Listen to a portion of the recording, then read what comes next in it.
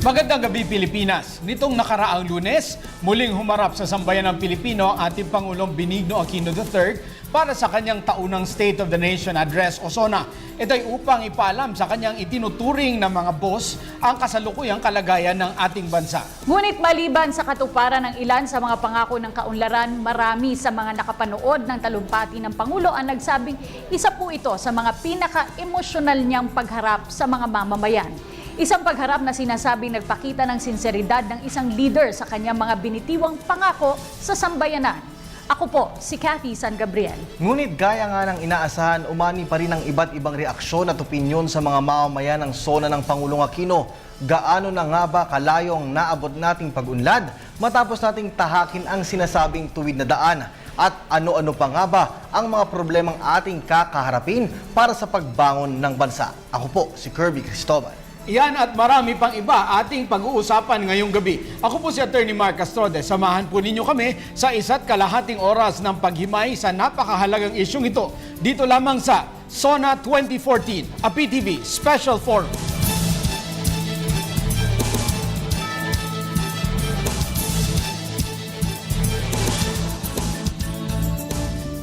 Lunes, Hulyo 28, inihayag ni Pangulong Benigno S. Aquino III ang kanyang ikalimang State of the Nation Address o SONA. Sa kanyang talumpati, binigyan ng pansin ng Pangulo ang mga nagawang proyekto at programa sa nakalipas na taon. Ilan sa mga ito ay ang paglalaan ng 1.6 billion pesos na pondo mula sa Disbursement Acceleration Program o DAP para sa Training for Work Scholarship Program ng TESDA.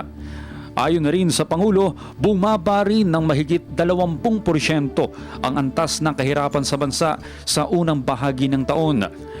Dagdag pa rito ang mga proyekto ng DPWH na Metro Manila Skyway Stage 3, Ternate na Sugbu Road, Basilan Circumferential Road at Aluling Bridge na malaki umano ang may tutulong sa daloy ng trapiko sa Kamaynilaan at karatig na mga probinsya. Ibinahagi rin ng Pangulo ang pagtaas ng ekonomiya ng bansa at ang investment rate status na kamakailan lamang ay pinuri sa naganap na World Economic Forum on East Asia. Pero ano nga ba ang tunay na reaksyon at saloobin ng taong bayan sa naging talumpati ng Pangulo? Muli, sama-sama nating talakayin ang napapanahong usapin dito sa SONA 2014, a PTV Special Forum.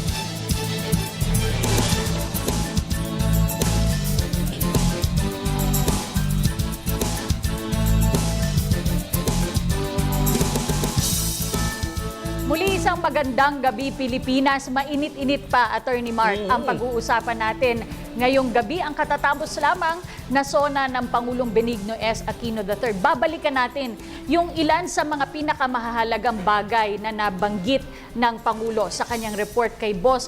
At syempre, ano nga ba yung epekto nito sa taong bayan? Tama ka, Cathy. Samot-saring reaksyon. Merong talagang magandang papuri para sa pagka-deliver ng Pangulo sa kanyang SONA. Meron ding siyempre tumutulig sa dito. Siyempre, hindi mo pa mapapasaya lahat ng sektor ng ating lipunan. Pero sa kabuuan, titingnan natin what do the facts tell us at yung anong analysis ng ating mga kasama sa studio ngayong gabi. Siyempre, pag-usapan din natin ngayon, Mark, kung ano yung naging pangkalahatang sitwasyon nitong napakahalagang event na katatapos lamang noong Lunes. Kaya pakilala na po natin ang ating mga panauhin. Kasama po natin mula sa Philippine National Police, Senior Superintendent Noel Baraceros. Kasama din po natin mula sa AFP, assistant po siya ng Public Affairs Office, Major Angelo Guzman. Sa lahat po ng ating kababayan, magandang gabi po sa inyo lahat. At syempre, mahalagang malaman, naku, yung mga active dyan sa social network. Ano kaya ang naging assessment nila sa mga sinabi ng Pangulo sa kanyang SONA? Kasama po natin mula sa University of the Philippines, Veronica Manalo.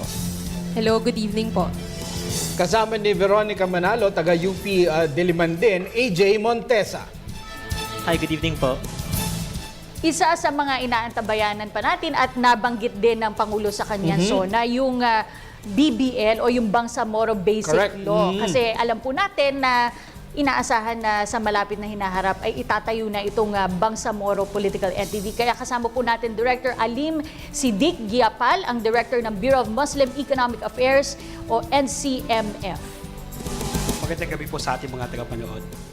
At naging bida din, Cathy, ang LGU dahil pinapurihan nga ng ating Pangulo, si Albay Governor Salceda. Kaya nag-imbita tayo ng isang LGU expert, consultant ng development nga ng LGUs ng ating bansa, Edel Morales.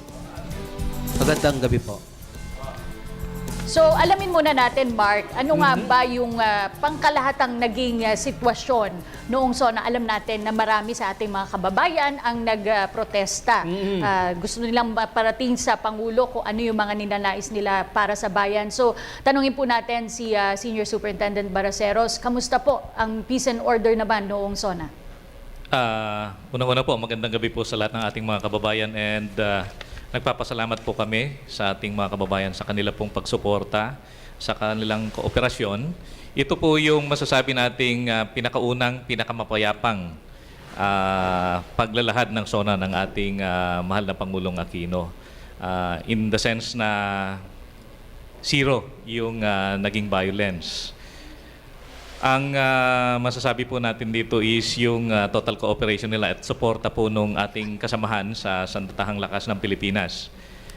Meron din pong na-report kasi, nakita natin, and lumabas na rin po sa mga dyaryo na despite the fact na nagkaroon po tayo ng napaka-mapayapang selebrasyon ng SONA, nung bandang huli po kasi ay nagkaroon ng attempt yung ating mga protesters na tanggalin yung mga barikada. And as a sort po kasi nung tinatawag nating calibrated and preemptive response, dito po nagamit natin yung ating mga water cannons. So ito po naman ay ginawa natin para ma-prevent na po yung sa tingin po ng ating mga ground commander na pag-escalate pa po na pwedeng magresulta sa violence or magkasakitan na naman po. Ang Philippine National Police po kasi meron tayong tinatawag na maximum tolerance wherein nire-respect po natin yung peaceful assembly saka yung freedom of expression ng ating mga kababayan. Bago po natin dineploy yung ating mga kapulisan, actually ang ginawa po ng ating Philippine National Police ay trinain pa po natin sila yung pagpapatupad nga po yung tinatawag nating seminar on human rights. And at the same time, nagkaroon din po ng meeting between the leaders and yung ating mga kapulisan, leader ng kapulisan, bago po mangyari yung mga pagpuprotesta. So, ang nangyari nga lang po is para ma-prevent na po, kasi medyo nagkakaroon na po ng konting kaguluhan, Gumamit na ng water gumamit cannon. na po ng mga water cannons. Okay. Gusto ko itanong kay Veronica, Cathy, dahil marami sa nahikayat na magprotesta, mga kabataan. Pero alam natin na sa ngayon, ng age ng social media or itong social networking sites, yung multiplier effect ng iyong trending topics at yung mga hinihayag mo sa social media, mas malawak ang nararating. At hindi ka pa nasaktan, hindi ka pa nabasahan ng tubig. Bakit attractive pa rin sa mga estudyante ang pagprotesta sa kalsada? That's actually a good question. Nung SONA po, I was actually part of the mobilization that went to rally dun sa Commonwealth, papunta sa Batasang Pambansa. And during that time, there were actually a lot of youth people also from the youth sector. And what I see there is that I think the youth now is actually becoming more proactive when it comes to also voicing out their opinions and concerns. And they realize the fact that there could still be peaceful assembly sa mga ganitong klase ng bagay. Ito nga nang nasabi kanina ni Sir na it was one of the most peaceful SONA mobilizations or rallies na naganap.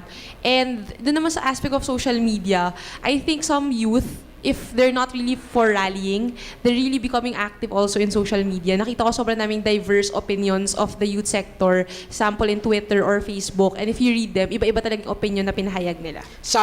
Kumbinsido ba talaga sila doon? Kato talagang joiners lang, sama-sama lang dahil mukhang masaya yung nagrarally? O talagang, do they go there because of talagang indignance or talagang commitment to their cause?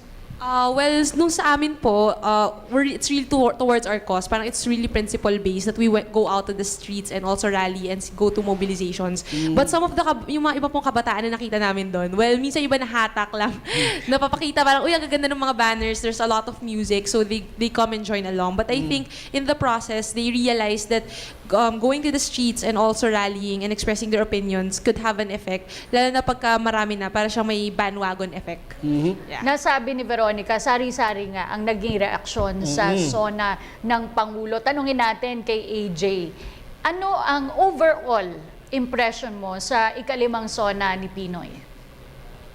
Well, there were actually some points na nagustuhan ko. For example, madami siyang na-touch when it comes to infrastructure and yung jobs na na-create ng TESDA, for example. Pero I have the feeling din na it didn't satisfy what I wanted to hear then. Like What did you want to hear? For example po kasi, since the start of his term, lagi niyang pinapagyabang yung increased growth or increased economy ng Philippines. And tama naman po yun, nag-increase yung growth natin. But then, nung sumali nga po ako sa SONA, sa mobilizations, yung mga manggagawa po na nandun, sinasabi po nila, kinukwento po nila na yung sitwasyon nila, it's not better off. So I think, on a general level, I think Pinoy still needs to address like self-rated poverty, the lack of jobs overall in the country, and how that economic growth is to become inclusive. Pero tinuturo naman sa UP, AJ, na you need 7% growth at least for 3 straight years before you can feel it, right? Apo. So kung tinuturo yun sa UP, bakit hindi natin pinapaliwanag yun sa mga manggagawa? Well, I think po that's actually hard to explain to them kasi po sila po yung naranasan po nila, yun po yung mahalaga sa kanila, what they feel on a daily basis, yun po yung ine-expect po nila na ma-address ni Pinoy, na everyday ano po yung naranasan ng mga manggagawa, na yung minimum wage, for example, is it enough to meet their needs? Okay, so realidad pa rin talaga. Oo, tanungin natin si Ginoong Morales, kayo po, nasatisfy ba o nabanggit ba na address ng Pangulo sa kanyang SONA yung mga nais niyong marinig, lalong-lalo na po on the LGU side kasi po kayo ay LGU consultant? Yes, ma'am. Very specific po yung mga nailahad ng ating Pangulo. Unang-una, ukol po sa mga infrastruktura at sa mga tangible projects na naisakatuparan at nakumpleto sa nakarang taon. At kung ating pong napapansin ay very strategic po ang approach nila in such a way na they try to look at yung kabuuan po ng Pilipinas, yung po mga national roads na priority, pangalawa po yung mga bridges, at pangatlo po yung tinatawag nilang flood control at saka yung mga projects that will help mitigate disaster and flooding in Metro Manila, not only in Metro Manila but in the countryside as well. So in terms of tangible accomplishment ay very strategic po ang naging approach nila. And in fact, hindi po kalabisan siguro na to give credit to the National Administration for coming up with solid projects in so short a time. Itong konteksto ng SONA, Cathy, medyo naging malungkot para sa ating mga kasama o ilan sa ating mga kababayan sa AFP dahil merong ang kaguluhan sa Holo, Sulu. Kumusta po ang sitwasyon doon, Major Guzman? At yung during the SONA, ano po yung naging reaksyon ng ating mga kasundaluhan? Unang-una po, attorney, during the SONA po, hindi naman po ito naging hadlang upang hindi gawin ng Armed Forces of the Philippines, lalo yung nandito sa may area ng Talipao, Sulu, na ipagpatuloy ang pagtugis ng mga pananambang sa mga civilian dito sa area na to, kung saan ngayon po ay 23 po yung bilang natin ng mga nasawi. Kasama dito ang isang 2 years old na bata na nadamay dito sa pananambang ng Abu Sayyaf Group. However, pagdating po naman dito sa SONA, kami ay nagagalak sa mga talumpati ng Pangulo about the Armed Forces of the Philippines. Itong simpleng pag-acknowledge ng mga accomplishments ng Armed Forces natin ay isang napakalaking moral booster sa kasundaluhan. Yung mga sinabi niya, hindi lang namin ito narinig sa SONA, nararamdaman na namin ito ngayon. Yung mga modernization na mga pinagsasabi ng Pangulo, hindi lang po to dahil masaya kami kasi narinig namin, masaya kami kasi nararamdaman na namin ito. And yung mga commitment niya, na mga unparalleled commitment ng ating presidente sa modernization ng armed forces, ito po ay we are looking forward to this.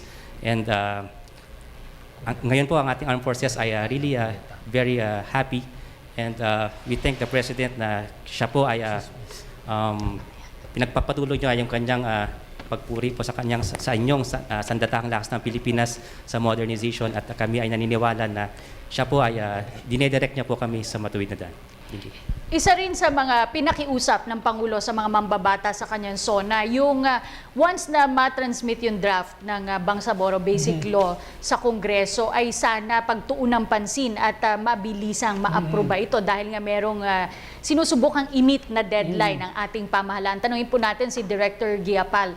How important po, gaano kahalaga yung paghabol ng growth o ng Mindanao sa kabuoang ekonomiya ng ating bansa?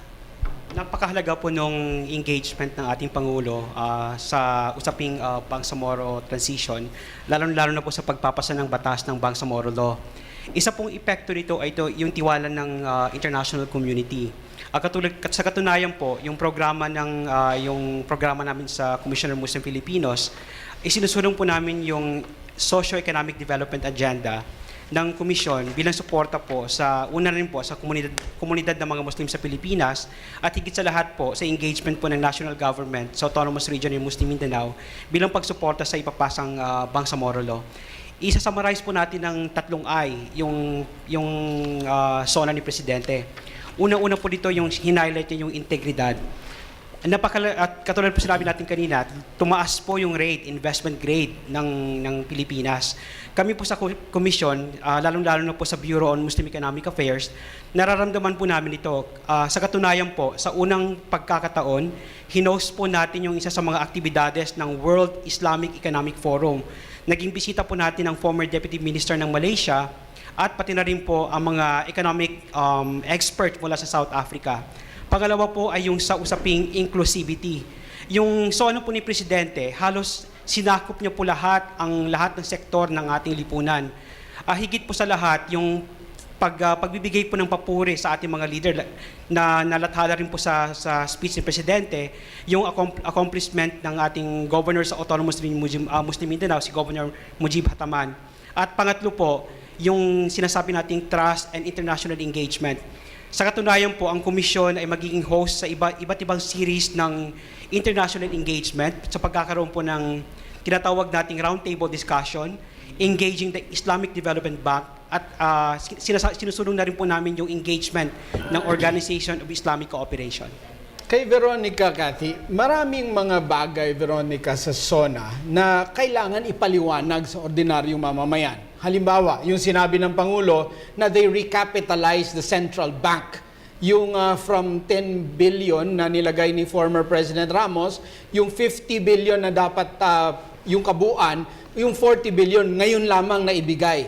Na-appreciate ba ng mga kabataan yung mga ganong datos? Naiintindihan ba yun? May effort bang intindihin?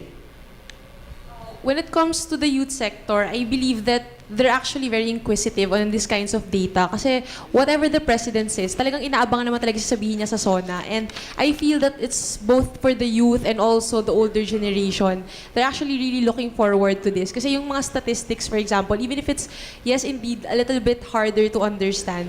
But at the end of the day, when people hear statistics kasi, it actually has an effect to a certain degree na it's more believable, more tangible, it's like more concrete. There's like a baseline for which you actually base your statements.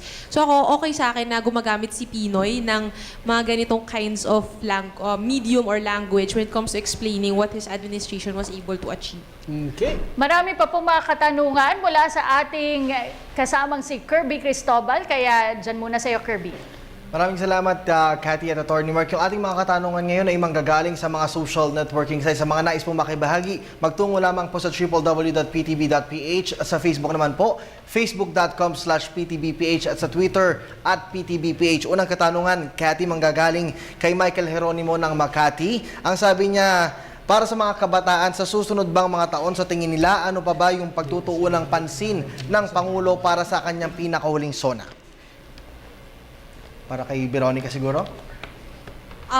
For me po, I feel that there were 3 things that he needed to discuss more in his SONA. Well, it was really a comprehensive SONA in the way that he discussed a lot of the different sectors in our society. Pero number 1 sana yung the passage of the Freedom of Information Bill. Kasi one of his plans was Sabi na nga ba eh, yan ang inaantabayanan ng mga kabataan. Yun po talaga. It's one of our advocacies actually, the passage of the FOI bill, because his plans, this was really for good governance and anti-corruption. And umaasa naman po kami kasi sinabi ni Pino Noy before that bago matapos yung term niya ay mapapasa yung bill na to. So we're really looking forward to that. The next is sana yung sa pork barrel issue. Kung makita sana na kung meron nga ba talagang mapaparusahang mga politicians if they're found guilty. And the last would be concrete plans and actions on the direction of his administration at kung ano nga ba yung vision niya for his last 2 years as president. Alright, maraming salamat sa iyo, Veronica. Isa pang katanungan galing naman sa Twitter account natin. Ano daw ba ang inaasahang pagbabago sakaling masa batas na daw po yung Bangsamoro Basic Law? Ayan. O siguro si Director ang tanungin natin, ano daw po ang magiging pagbabago kung maisabatas yung Bangsamoro Basic Law? Unang-una po, inaasahan po natin yung pagbukas, pagbibigay ng oportunidad sa ating mga small and medium enterprise, lalo-lalo na sa mga Muslim community, na masimulan yung mga negosyo nila at mapag-ibayuhan din po yung programa nila sa ekonomiya. Pangalawa pong implikasyon nito ay ang suporta ng international community. Nung araw po na pinirmahan yung peace agreement ng Moro Islamic Liberation Front at ng government ng Pilipinas, ang dami na pong pledges and commitment. Sa katunayan po, kasama po kami sa delegasyon ni Presidente na pumunta ng Malaysia at tayo po ay natasang mag-head ng delegation ng business community sa Muslim areas kung saan nagipagpulong po kami sa FELDA at ang FELDA po ay isa sa mga pinakamalaking sektor ng Malaysia para po masuportahan yung ekonomiya ng Mindanao at ng Muslim community sa area po ng pagtatanim ng rubber at ng palm oil. At kung ito po ay may susulong, inaasahan po natin yung pagbukas ng oportunidad sa ating mga kababayan para po ma-increase yung kanilang cash flow at maging bahagi po sila ng programa ng integration po ng economic development ng national government at ng local government. Siguro I'd like to ask the same question kay Major Guzman. Ano po ang pagbabagong aasahan sa Mindanao pagdating po sa peace and order, pag naisabatas po yung Bangsamoro Basic Law? Well, ma'am, bali, pagdating po sa peace and order po dito sa Central Mindanao, kung saan once na mag-take effect po itong Bangsamoro Basic Law, ang unang-una ay the Armed Forces of the Philippines is looking forward na lalo pang mapaigting itong security measures dito sa area nito, knowing that a great part of ng mga sinasabi natin mga dati nating kaaway ay ngayon ay kasama na po natin. And we will be focusing more on these small groups which we call the spoilers of peace dito sa area. Pag ganito po yung mangyayari, nakikita po natin na mas mapabilis po natin na yung ma-fast track yung ating gustong katahimikan po dito sa Mindanao, kung saan mapapalitan po natin at mako-contain natin sila, itong mga spoilers sa isang area na kung saan hindi naman po talaga gera ang ating habulin, kung ba i-contain lang po natin sila, and for us also to encourage them to go back to the folds of law and join yung mga kapatid po natin na kung saan na magbe-benefit dito sa Bangsamoro Basic Law. Okay, Sir Baraceros, ang concern ng gobyerno or yung challenge ng gobyerno ay kung paano mo i-balance or i-prioritize yung lahat ng importanteng bagay. Sa kapulisan, importante yung mobile, yung panggasolina ng mobile, yung uniforme ng pulis, yung housing ng pulis. Ang tanong, bakit importante na i-prioritize yung baril?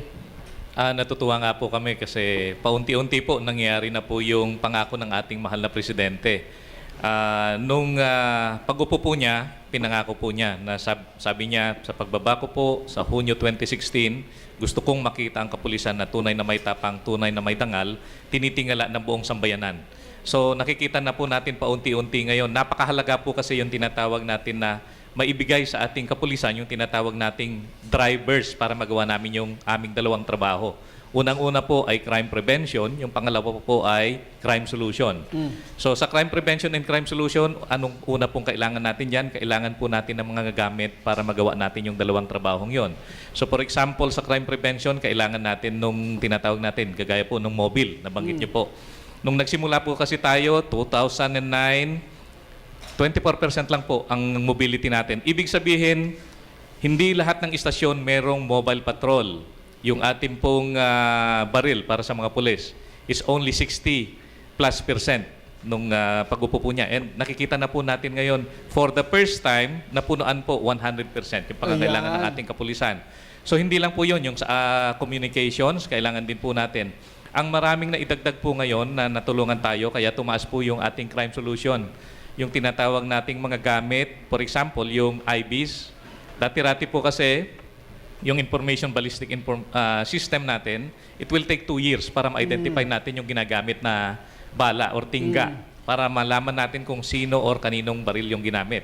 Ngayon po, it will take at least maximum po siguro mga 2-3 days. Nalalaman na natin. So mas napaigting po yung ating pag-solve ng mga crimes based po dito sa mga binibigay sa atin ng ating gobyerno. Okay. At Glock 17 yun, hindi yun paltek, Kati. Magagandang baril talaga yun. Magandang barel. Yun ang isa sa mga ipinagmamalaki ng Pangulo. Maganda at quality ng kanyang mga gamit na ipinamamahagi po sa AFP at PNP. Marami pang isyong tatalakayin tungkol lamang sa katatapos na SONA ng Pangulo sa pagbabalik ng PTV Special Forum.